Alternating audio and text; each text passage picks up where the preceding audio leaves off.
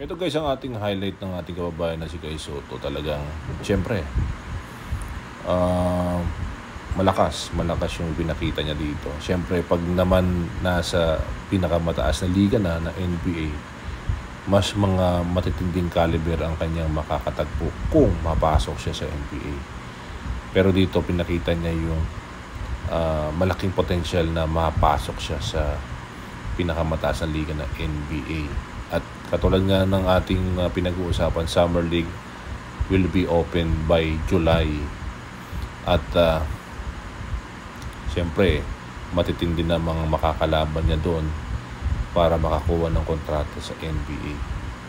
Enough na kaya ito para mapakita niya ang kanyang kagalingan sa matinding liga ng NBA. Pero dito, magandang exposure na napakita niya kung sino talaga siya sa loob ng basketball arena.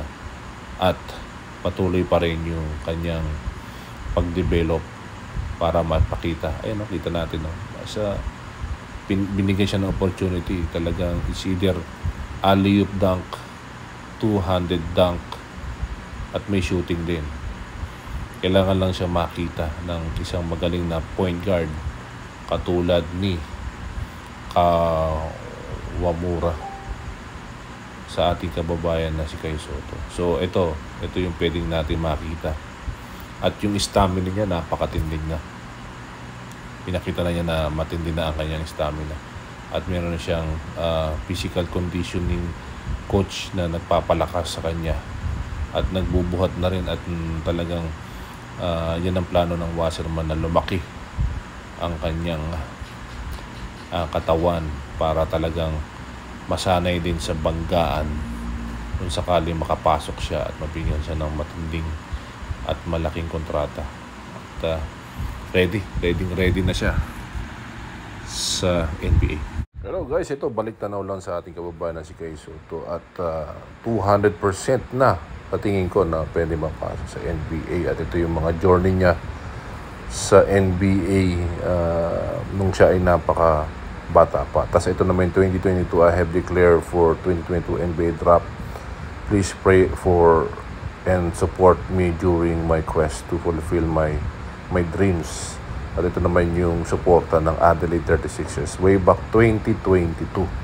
At ito naman yung naglaro na siya sa scrimmage ng Sacramento Kings, but he end up na maglaro sa Orlando Magic ng 2023.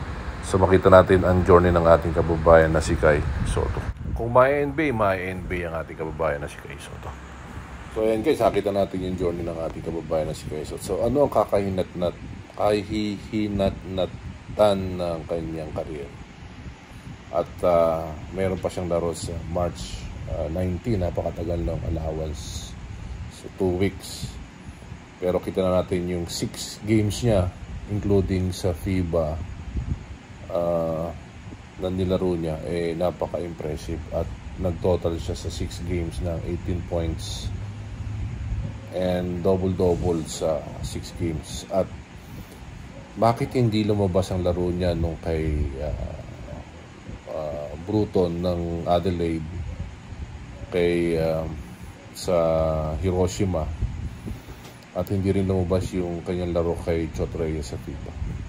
Bakit lumabas ng laro niya sa TSF nung siya ay nasa high school days, which is talagang tama ang gamit ng coach? Same thing with Coach Tim Kuhn na alam gamitin ng ating kababayan na si Kai Sotto. At na-discover na rin ng Yokohama kung paano gamitin ng isang 7'4", 7'3" na si Kai Sotto, na talagang natuklasan nila na malakas na maglaro sa shaded area malapit sa ring. So yun yung mga pwedeng makita, at kung sakaling i-develop siya ng isang NBA team, promising ang ating kababayan na si Kai Sotto. At maganda rin yung development na pinapakita ng ating kababayan na si Kai Sotto sa workout, at lumalakas na rin ang kanyang upper body at lower body strength. So Sa tingin nyo, ano yung pwede mangyari sa magaganap na NBA Summer League sa July 2024? For sure, ang Wasserman nakaabang na uli na isabak uli ang ating kababayan na si Kay Soto sa pinakamataas na liga. Or umabot pa kaya ng another 2 years para siya maging ready. So titingnan natin kung ano talaga ang accurate na sagot ng Wasserman sa darating na panahon. Pero sa nakikita ko, I think sa third time na pagkakataon, nasasabak uli ang ating kababayan na si Kay Soto kasama ng kanyang manager na Wasserman.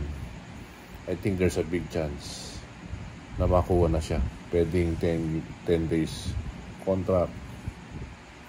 Maganda makuha niya yung 2 years contract at maka-line up na siya sa isang NBA team.